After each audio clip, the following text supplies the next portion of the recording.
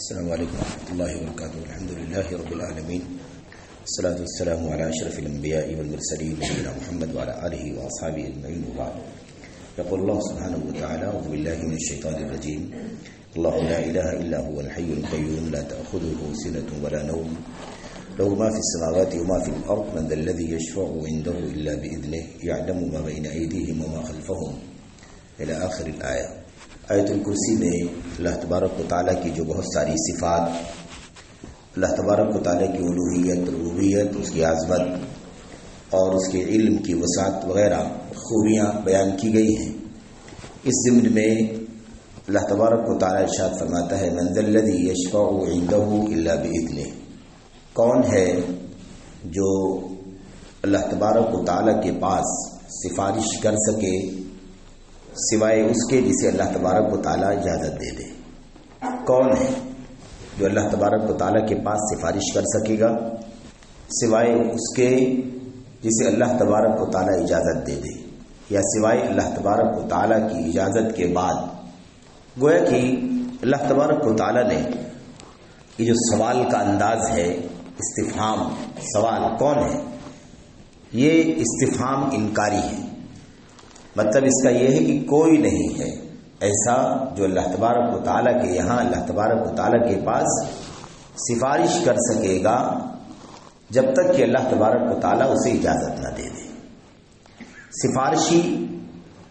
سفارش اس وقت تک نہیں کر سکے گا جب تک کہ اسے اللہ تبارک و تعالیٰ سفارش کرنے کی اجازت نہ دے، اور جس کے لیے سفارش کرنی ہے اس کے لیے سفارش اس وقت تک نہیں ہو سکے گی جب تک کہ اللہ تبارک و تعالیٰ اس کے لیے سفارش کرنے سے راضی نہ ہو.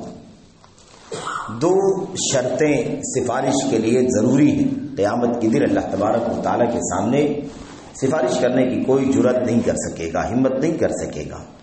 مخلوق میں، کائنات میں بڑے سے بڑے لوگ اللہ تبارک و تعالیٰ کے سامنے ہوں گے. اللہ تعالیٰ کے انبیاء، رسول، پیغمبر، اولین آخرین سبھی ہوں گے، لیکن کوئی بھی سفارش نہیں کر سکے گا جب تک کہ دو شرطیں نہیں پائی جائیں گی. یہی دونوں شرطیں، اللہ تبارک و تعالیٰ کی اجازت ہوگی سفارشی کو سفارش کرنے کی، اور جس کے لیے سفارش کرنا ہے اسے اللہ تبارک و تعالیٰ کی رضامندی. اس کے بغیر سفارش ممکن نہیں ہے، کیونکہ سفارش کا مالک اللہ تبارک و تعالیٰ ہے. قل للہ الشفاعۃ جمیعا لہ ما فی السماوات والارض. آپ اعلان کر دیجئے، اللہ کے نبی صلی اللہ علیہ وسلم بتا دیجئے، للہ شفاعت جمیعا، تمام کی تمام، ساری کی ساری سفارشیں اللہ تبارک و تعالیٰ ہی کی ملکیت ہے. اللہ ہی مالک ہے، اللہ تبارک و تعالیٰ ہی مختار ہے. اللہ تبارک و تعالیٰ ہی کو سفارش کرنے کی اجازت دینے نہ دینے کا اختیار اور تصرف ہے. وہ جسے چاہے گا سفارش کرنے کی اجازت دے گا، جسے چاہے گا سفارش کرنے کی اجازت نہیں دے گا. وہ جس سے راضی ہوگا اس کی سفارش ہو سکے گی، جس سے راضی نہیں ہوگا اس کی سفارش نہیں ہو سکے گی. تو للہ شفاعت جمیعا، ساری کی ساری سفارشات اللہ تبارک و تعالیٰ ہی کی ملکیت ہے. لہ ما فی السماوات والارض، جو کچھ آسمانوں میں ہے، زمین میں ہے، سب اللہ تبارک و تعالیٰ ہی کی ملکیت ہے. یہ ٹکڑا اس سے پہلے یہاں بھی بیان کیا گیا ہے. یہاں پر بھی اللہ تبارک و تعالیٰ نے فرمایا ہے لہ ما فی السماوات وما فی الارض. اللہ تبارک و تعالیٰ ہی ان تمام چیزوں کا مالک ہے جو کچھ آسمانوں میں ہے، جو کچھ زمین میں ہے. اور اس کے بعد سفارش کا ذکر فرمایا اللہ تبارک و تعالیٰ نے کہ سفارش کرنے کی اجازت جس کو نہیں ہوگی، جس کے لیے اللہ تعالیٰ راضی نہیں ہوگا کہ سفارش کی جائے، اس کے لیے اس دن، قیامت کے دن، کوئی سفارش نہیں کر سکے گا. تو یہ بات اللہ تبارک و تعالیٰ نے کئی جگہوں پر بیان فرمائی ہے. اچھا، اس کے بعد اللہ تبارک و تعالیٰ کے کلام کی کئی آیتوں میں ان دونوں باتوں کو، دونوں شرطوں کو، یعنی شافع سفارش کرنے والے کے لیے اجازت اور مشفوع لہو یعنی جس کی سفارش کی جا رہی ہے اس سے اللہ تبارک و تعالیٰ کی رضامندی، ان دونوں چیزوں کو بڑی وضاحت سے اللہ تبارک و تعالیٰ نے فرمایا وَكَمْ مِن مَلَكٍ فِي السَّمَاوَاتِ وَالْأَرْضِ لَا تُغْنِي شَفَاعَتُهُمْ شَيْئًا إِلَّا مِن بَعْدِ أَن يَأْذَنَ اللَّهُ لِمَن يَشَاءُ وَيَرْضَىٰ. دو شرطیں بڑی سختی کے ساتھ. کم من ملکن فی السماوات والارض، کتنے ایسے بادشاہ ہوں گے، کتنے ایسے بادشاہ ہوں گے، کتنے ایسے فرشتے ہوں گے. ملک فرشتے کو بولتے ہیں، یہاں ملک ہے، ملک بادشاہ کو بولتے ہیں، ملک فرشتے کو بولتے ہیں. یہاں پر کتنے ایسے فرشتے ہوں گے. آپ سوچئے کہ فرشتوں میں سید الملائکہ جبریل امین علیہ السلام ہوں گے، جن کا خاص تذکرہ آتا ہے، اسرافیل خاص تذکرہ آتا ہے، میکائیل جن کا خصوصیت کے ساتھ تذکرہ آتا ہے، مالک کا نام لے کر کے اللہ تبارک و تعالیٰ نے قرآن کریم میں بیان فرمایا، اور بھی بہت ساری ملائکہ اور فرشتے۔ اللہ تبارک و تعالیٰ فرماتا ہے کتنے ایسے فرشتے ہوں گے آسمانوں میں، زمینوں میں، ان کی سفارش سے کسی کو کوئی فائدہ نہیں پہنچ سکے گا، بالکل بھی۔ لا تغنی شفاعتہم شیئا، ان کی سفارش کا کوئی بھی فائدہ نہیں ہوگا سوائے الا، یہی ہے شرط، من بعد ان یأذن اللہ، سوائے اس کے بعد کہ اللہ تبارک و تعالیٰ اجازت دے دے، من بعد ان یأذن اللہ تبارک و تعالیٰ اجازت دے دے۔ اور دوسری شرط کیا ہے؟ وَيَرْضَى، اور اللہ تبارک و تعالیٰ جس کی سفارش لوگ کرنا چاہیں گے اس سے اللہ تبارک و تعالیٰ راضی ہو کہ اس کی سفارش کی جانی چاہیے۔ ان دو شرطوں کے بغیر سفارش ممکن نہیں۔ آج دنیا کے اندر لوگوں کے عقائد میں یہ بات موجود ہے کہ وہ نہ جانے کس کو اپنے اپنے اعتبار سے بڑا سمجھتے ہیں، اور ان کی شان، ان کا مقام، ان کا مرتبہ بہت زیادہ اوپر اٹھاتے ہیں، اور وہ سمجھتے ہیں کہ ہماری سفارش کریں گے، فلاں کی سفارش، فلاں سفارشی ہوں گے، فلاں بزرگ سفارشی ہوں گے، فلاں نبی سفارشی ہوگا، فلاں ولی سفارشی ہوگا، فلاں پیر سفارشی ہوگا۔ اس طریقے سے عقیدے بنے ہوئے ہیں، بہت سارے لوگوں نے نہ جانے کس کو سفارشی بنا رکھا ہے۔ بلکہ یہ بھی عقیدہ بنا ہوا ہے کہ اگر اللہ تبارک و تعالیٰ کا حکم ہو جائے کہ وہ جہنم میں داخل کیا جائے گا، مستحق جہنم ہے، تو بھی اس لیے کہ وہ فلاں بزرگ کا ماننے والا ہے، فلاں پیر کا پیروکار ہے، فلاں شخصیت کو، فلاں ولی کو مانتا ہے، اس کی سفارش ہوگی، اس کا حکم ہوگا، اور اسے جہنم سے آزاد کر کے جنت کا مستحق بنا دیا جائے۔ میرے بھائی، اللہ تبارک و تعالیٰ فرماتا ہے بھلا کس کو جرأت ہوگی قیامت کے دن جو اللہ تبارک و تعالیٰ کے سامنے سفارش کر سکے؟ تو دونوں شرطیں کسی کو اختیار نہیں ہے، نہ کوئی سفارش کروا سکتا ہے اور نہ کوئی سفارش کر سکتا ہے، نہ سفارش کرنے والا بغیر اجازت کی سفارش کر سکے گا، اور نہ سفارش کروانے والا اللہ تبارک و تعالیٰ کی رضامندی کے بغیر سفارش کر سکے گا۔ میرے بھائیوں، اور افسوس یہ ہے کہ یہ جو سفارش کے عقیدے بنے ہوئے ہیں، اولیاء، صالحین، بزرگان اور نیک لوگوں کے حوالے سے لوگوں نے سفارش کے عقیدے بنا رکھے ہیں، میرے بھائیوں، میرے بزرگوں، یہ بھی عجیب بات ہے کہ ان کے یہاں شرک اور بدعت کی بڑی مقدار موجود ہے۔ نہ جانے کتنے عقیدے شرکیہ موجود ہیں، نہ جانے کتنے عقائد میں صریح طور پر عقیدے کی بدعت موجود ہے۔ عقیدے کی بدعتیں دو طرح کی ہوتی ہیں، ایک عمل کی بدعت ہوتی ہے، ایک عقیدے کی بدعت ہوتی ہے۔ عمل کی بدعتیں معمولی ہوتی، ہلکی ہوتی ہیں، ان کی مغفرت یا ان کی بخشش آسان ہے پھر بھی، لیکن میرے بھائیو عقیدے کی بدعتیں جو انسان کو کفر تک پہنچا دیں، جو انسان کو شرک تک پہنچا دیں، یا مثال کے طور پر نفاق اگر عمل کا ہے تو اللہ تبارک و تعالیٰ سے بخشش کی امید کی جا سکتی ہے، لیکن عقیدے کا نفاق، اس طریقے سے کفریہ، شرکیہ عقیدہ، بدعت جو کفر و شرک تک لے جانے والی ہو بدعت، ایسے ہی یہ نفاق عقدی جو ہوتا ہے، ایمان کے فساد کا نفاق جو ہوتا ہے، اس طرح کے عقائد رکھنے والے یہ سمجھتے ہیں کہ ہماری سفارش ہو جائے گی۔ میرے بھائیوں، اس دن انبیاء علیہ السلام بھی سفارش کرنے کی جرأت نہیں کر سکیں گے جب تک کہ اللہ تبارک و تعالیٰ کی طرف سے حکم نہیں ہو جائے گا، اجازت نہیں ہو جائے گی۔ اجازت کے بغیر کوئی سفارش نہیں کر سکے گا۔ اجازت کس کو ہوگی؟ جو اللہ تبارک و تعالیٰ کے یہاں اس قدر مقام کا، مرتبے کا مالک ہوگا کہ اللہ تبارک و تعالیٰ اسے اجازت دے، اللہ تبارک و تعالیٰ اسے اجازت دے گا۔ اللہ تبارک و تعالیٰ کی رضامندی کے بغیر سفارش نہیں ہو سکتی ہے۔ اللہ تبارک و تعالیٰ جس سے راضی ہوگا اس کی سفارش ہو سکے گی۔ میرے بھائیوں، کیا مشرکین سے اللہ تبارک و تعالیٰ راضی ہوگا؟ کیا کفار سے اللہ تبارک و تعالیٰ راضی ہے؟ کیا بدعات جو عقیدے کی بدعتیں ہیں، ان بدعتیوں سے اور جو دین اور شریعت کے خلاف کرنے والے، اللہ تبارک و تعالیٰ کے دین میں نت نئی باتیں دین اور شریعت کے نام پر ایجاد کرنے والے اور اس کے مطابق عمل کرانے والے، کیا ان سے اللہ تبارک و تعالیٰ راضی ہے؟ میرے بھائیوں، یہ سوچنے کی بات ہے۔ اب مشرکین شرک کرنے والے وہ سمجھتے ہیں کہ ہماری سفارش ہو جائے گی، فلاں ہماری سفارش کر دے گا، فلاں ہماری سفارش کر دے گا، یا نبی محترم صلی اللہ علیہ وسلم ہماری سفارش کر دیں گے۔ میرے بھائیو، اللہ تبارک و تعالیٰ شرک سے، مشرکین سے راضی نہیں ہے، نہیں ہو سکتا ہے۔ اللہ تبارک و تعالیٰ کا صاف اعلان ہے کہ شرک کرنے والوں کی بخشش نہیں ہو سکتی۔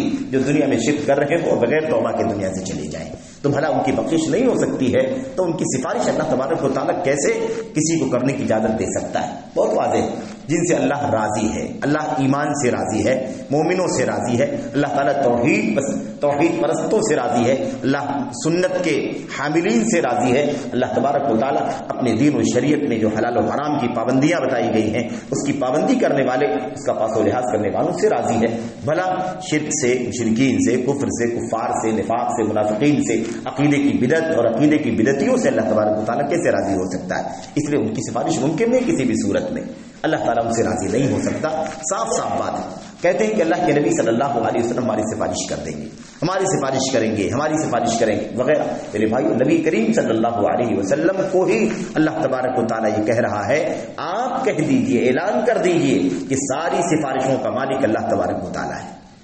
سب کچھ اللہ تبارک و تعالیٰ ہی کی ملکیت ہے. جو کچھ آسمانوں میں ہے, جو کچھ زمینوں میں ہے, اللہ کے نبی محمد رسول اللہ صلی اللہ علیہ وسلم اس قیامت کے دن, ہولناک دن, جس دن بڑے بڑے انبیاء اور رسول, اولو العزم انبیاء, حضرت نوح علیہ الصلوۃ والسلام, ابراہیم خلیل اللہ, حضرت موسیٰ اور عیسیٰ علیہ الصلوۃ والسلام, اور ایسے ہی حضرت آدم علیہ الصلوۃ والسلام, یہ بڑے بڑے جو اللہ تبارک و تعالیٰ کے رسولوں میں اونچا مقام رکھنے والے لوگ ہیں, یہ انبیاء بھی قیامت کے دن سفارش کرنے سے میرے بھائیوں کترائیں گے. کیوں؟ اس لیے کہ انہیں معلوم ہے کہ بغیر اللہ تبارک و تعالیٰ کی اجازت کے اور بغیر اللہ تبارک و تعالیٰ کی مرضی اور منظوری کی سفارش کوئی نہیں کر سکتا ہے, کوئی سفارش نہیں کر سکتا. اور اللہ کے نبی صلی اللہ علیہ وسلم کو اس دن اللہ تعالیٰ کی طرف سے حکم ہوگا اور آپ سجدے میں جھک جائیں گے. اللہ تبارک و تعالیٰ فرماتے ہیں نبی کریم صلی اللہ علیہ وسلم کہ اس دن اللہ تبارک و تعالیٰ مجھے اپنی حمد, اپنی ثنا, اپنی تعریف اور ستائش کے ایسے الفاظ اور ایسے کلمات سکھائے گا جو اس وقت ہی مجھے اللہ تبارک و تعالیٰ کی طرف سے ملیں گے. آج اللہ کے نبی صلی اللہ علیہ وسلم دنیا میں اللہ تعالیٰ کی کتنی حمد, کتنی ثنا کرتے تھے, لیکن اللہ کے نبی نے فرمایا کہ اس دن اللہ تعالیٰ حمد و ثنا کے الفاظ کھولے گا, کھول کر کے میرے دل میں ڈالے گا, اور ان الفاظ کے ذریعے سے میں اللہ تبارک و تعالیٰ کی حمد کروں گا, اس کی تعریف کروں گا, اس کی ستائش کروں گا. میں سجدے میں جھک جاؤں گا, دیر تک سجدہ کر سجدے کی حالت میں رہوں گا. اس کے بعد اللہ تبارک و تعالیٰ کا حکم ہوگا, یا محمد ارفع رأسک سل تعطى واشفع تشفع.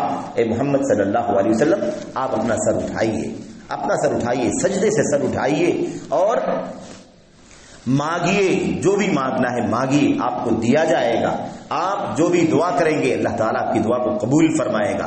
واشفع تشفع, آپ سفارش کیجئے, آپ کی سفارش قبول کر لی جائے گی. اس کے بعد وہ اہل موقف اور ایسے ہی جنتی دونوں پریشان ہوں گے. میرے بھائیو, آپ دیکھیں, ایک اہل موقف کا مطلب یہ ہوگا کہ اللہ تبارک و تعالیٰ نے اپنے بندوں کو, اپنے بندے سارے محشر میں حاضر ہوں گے, ان کا حساب و کتاب ہو, ان کے فیصلے کیے جائیں. اس کے انتظار میں بہت بڑی تعداد کھڑی ہوگی, اور بہت بڑی تعداد ایسی ہوگی جن کا حساب و کتاب ہو چکا ہوگا, اب انہیں جنت میں داخل کیے جانے کی باری ہوگی. یہ دونوں اللہ کے نبی محمد رسول اللہ صلی اللہ علیہ وسلم کی سفارش کے بعد اپنے اپنے منزل سے آگے بڑھیں گے. جن کے حساب و کتاب کا سلسلہ رکا ہوا ہوگا, اللہ کے نبی صلی اللہ علیہ وسلم ان کے بارے میں سفارش کریں گے, اے اللہ تبارک و تعالیٰ ان کا حساب و کتاب لے کر کے ان کا جو صلہ ہے, ان کا جو ثمرہ ہے, ان کا جو انجام ہے, انہیں وہاں تک پہنچایا جائے. کیوں؟ اس لیے کہ سخت چلچلاتی دھوپ ہے اور اس کا منظر بہرحال نقشہ کھینچا گیا, اس کا یہ موقع نہیں ہے. اللہ کے نبی صلی اللہ علیہ وسلم جنتیوں کے بارے میں سفارش کریں گے, اے اللہ یہ جنتی ہیں, انہیں جنت میں جانے کے لیے اب اجازت دے دی جائے. تو اللہ کے نبی صلی اللہ علیہ وسلم کو اللہ کی طرف سے یہ حکم ہوگا, اجازت ہوگی, اور تب جا کر کے سفارش ہوگی. اور بقیہ آپ دیکھیے کہ حضرت آدم علیہ السلام اپنی کمی پیش کر کے معذرت کر لیں گے, نوح علیہ السلام اپنی کمی پیش کر کے معذرت کر لیں گے, حضرت ابراہیم اپنی معذرت, حضرت موسیٰ اپنی معذرت پیش کر کے مجھے سفارش کرنے کا حق نہیں ہے. میں کیسے سفارش کروں اللہ تبارک و تعالیٰ کے سامنے؟ مجھ سے تو یہ غلطی ہو گئی, میرا تو یہ مسئلہ ہو گیا. اللہ کے نبی صلی اللہ علیہ وسلم کو یہ مقام اللہ تعالیٰ عطا فرمائے گا. اس کو شفاعت کبریٰ یا شفاعت عظمیٰ کہا جاتا ہے. اور اللہ کے نبی علیہ السلام کی عظمت اور منقبت اور آپ کی شان اور تمام مخلوقات میں آپ کی جو حیثیت ہوگی, اللہ تبارک و تعالیٰ دنیا ہی میں نہیں بلکہ آخرت میں قیامت کے دن بھی سارے اولین و آخرین کے سامنے اسے نمایاں کرے گا, ظاہر کرے گا. بہرحال تو کہنے کا مطلب یہ ہے کہ یہ تو ایک بڑی شفاعت ہے, مطلب صفات عظمیٰ کبریٰ. اس کے علاوہ چند چھوٹی سفارشیں بھی ہوں گی جس کی تعداد تقریباً 7 ہے. تو کل ملا کر کے 8 شفاعتوں کا 8 سفارشات کا ذکر کیا جاتا ہے احادیث کی روشنی میں۔ خلاصہ کلام یہ ہے کہ سفارش کرنے والے تو بہت ہوں گے، لیکن اللہ تبارک و تعالیٰ کی اجازت کے بغیر اور مشفوع لہو سے اللہ کی رضامندی کے بغیر کوئی سفارش نہیں کر سکے گا۔ آپ جانتے ہیں کہ اللہ کے نبی صلی اللہ علیہ وسلم نے فرمایا کہ فرشتے سفارش کریں گے، ملائکہ یعنی فرشتے سفارش کریں گے، انبیاء اور رسول بھی سفارش کریں گے، ایسے ہی اور بھی نیک لوگ صالحین بھی سفارش کریں گے۔ ایسے کچھ اعمال کے بارے میں ہم جانتے ہیں، قرآن کریم سفارشی بنے گا، انسان کا عمل روزہ سفارشی بنے گا، انسان کا عمل نماز سفارشی بنے گا، انسان کے حج و زکوٰۃ سفارشی بنیں گے، یہ سب سفارشی ہوں گے، لیکن بہرحال سفارش اسی کی ہوگی، اسی کا کام مکمل ہوگا، اسی کو اپنے مقصد میں کامیابی حاصل ہوگی جو ان 2 شرطوں پر اترے گا۔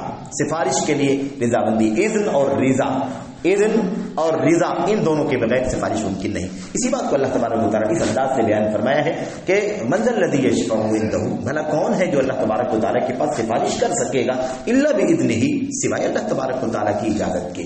وہ اللہ کی اجازت کے بغیر کوئی سفارش نہیں کر سکتا۔ تو یہ اللہ تبارک و تعالیٰ کی شان اور اس کی عظمت کی ایک مثال ہے، اور یہ اس کی خوبیوں میں سے ایک خوبی ہے، اس کی صفات میں سے ایک صفات ہے۔ یہ قیامت کے دن جو بڑے بڑے نام دنیا میں لیے جاتے ہیں، اور میرے بھائیوں جن پر بہت سارے لوگوں نے تکیہ کر رکھا ہے، سہارا کر رکھا ہے کہ ہماری سفارش کریں گے، ہماری پارٹی کا ہے، ہمارے گروہ کا ہے، ہماری جماعت کا ہے، ہمارے مریدین میں سے ہے، ہمارے چاہنے والوں میں سے ہے، یہ سارے حوالے، یہ سارے دعوے دھرے کے دھرے رہ جائیں گے، کیونکہ اس دن سفارش کا مالک اللہ تبارک و تعالیٰ ہوگا۔ اگر بڑے بڑے انبیاء علیہ السلام اس موقف کی ہولناکی کی وجہ سے نفسی نفسی نفسی، میرا اپنا مسئلہ ہے، میرا اپنا مسئلہ ہے، میرا اپنا مسئلہ ہے، اگر وہ یہ آواز لگا رہے ہوں گے تو بقیہ امت کے افراد کی کیا حالت ہوگی آپ اندازہ لگا سکتے ہیں، جن کو لوگوں نے سفارشی بنا رکھا ہے اور پورا تکیہ کر رکھا ہے، انہی کے حوالے، انہی کے ناموں کے وظیفے پڑھے جاتے ہیں، انہی کے تذکرے کیے جاتے ہیں۔ کرامتوں کے نام پر ایک بہت بڑا طوفان کھڑا کر دیا گیا ہے، ایسا لگتا ہے کہ کرامتوں کی ملکیت ان کے حوالے کر دی گئی ہے اور وہ جیسے چاہتے ہیں صبح و شام کرامتیں بانٹتے رہتے ہیں۔ میرے بھائی تو کہنے کا مطلب یہ ہے کہ اللہ تبارک و تعالیٰ کی جو خوبیاں اس آیت الکرسی کے اندر بیان کی گئی ہے، ان میں سے ایک بہت بڑی خوبی، بہت بڑی عظمت اور صفت اللہ تبارک و تعالیٰ کی یہ ہے کہ قیامت کے دن کسی کو جرأت نہیں ہوگی کہ وہ سفارش کرے۔ اللہ سے دعا کرتے ہیں کہ اللہ تبارک و تعالیٰ ہمیں اس قابل بننے کی توفیق عطا فرمائے کہ اللہ تعالیٰ ہم سے راضی ہو قیامت کے دن، تاکہ اللہ تعالیٰ کے نبیوں، رسولوں، فرشتوں کی اور صالحین کی سفارش کے مستحق ہم بن سکیں، کیونکہ ایمان کی شرط، توحید کی شرط، اخلاص عبادت کی شرط، اللہ کے نبی علیہ السلام کی اتباع اور آپ کی سنت کی پیروی کی شرط، یہ بنیادی شرطیں ہیں۔ اس کے بغیر ہرگز کسی بھی شخص کو اللہ تبارک و تعالیٰ کی طرف سے اجازت، اللہ تبارک و تعالیٰ کی طرف سے رضامندی، منظوری نہیں مل سکے گی کہ اس کے لیے کوئی سفارش کر سکے۔ اس لیے اللہ سے دعا ہے کہ اللہ ہمیں اس پر کوشش کرنے کی توفیق عطا فرمائے۔ یہ کام ہماری ذمہ داری کا کام ہے کہ ہم اللہ تبارک و تعالیٰ کے یہاں اگر سفارش کے مستحق بننا چاہتے ہیں تو ہم اپنی عقیدے، اپنے ایمان، اپنے عمل، اپنی اتباع سنت کو اچھی طرح سے پرکھ لیں، دیکھ لیں کہ ہم اس قابل بن سکتے ہیں یا نہیں بن سکتے ہیں۔ اللہ سے دعا ہے کہ اللہ تعالیٰ ہم سب کو اس کی توفیق عطا فرمائے۔ آمین رب العالمین، وصلی اللہ وسلم وبارک علی نبینا محمد وعلی آلہ وصحبہ اجمعین۔ السلام علیکم ورحمۃ اللہ وبرکاتہ۔